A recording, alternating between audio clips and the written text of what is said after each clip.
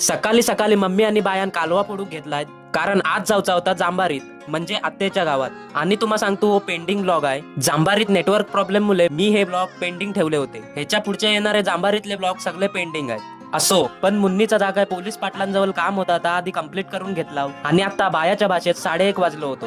2ची रत्नागिरी गाडी होती म्हणून फटाफट बॅग भरली. गाडीसाठी स्टॉप जवळ आले. इकडे येऊन समजला गाडी पूर्ण पाऊण ते 1 तास लेट होती. मुन्नी पावसला उतरणार आहे आणि बाया आमच्या सोबत रत्नागिरीत उतरणार आहे. बाया रत्नागिरीशी त्याच्या रूम वर जाईल आणि आम्ही डायरेक्ट जांबारीत जाऊ. फायनली 2 ते 3 तासानंतर जांबारीत येऊन पोहोचले, म्हणजे आत्तेच्या घराशी. इकडे आयलंय आणि नेटवर्कचेच कोलशे झाले. पहिल्यांदा तुम्हाला फोटोत ओळख करून देतोय. हा हाय रिया, आकांक्षा दी, आमिषा दी आणि तनू.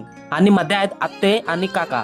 ही बघा, ही आहे प्रेमा आत्ते. आणि अगदी नावाप्रमाणे स्वभाव पण याचा तसोच आहे. आणि हा आहे रिया, माझी काळजी घेणारा आणि सगळ्यात लाडकी बहीण.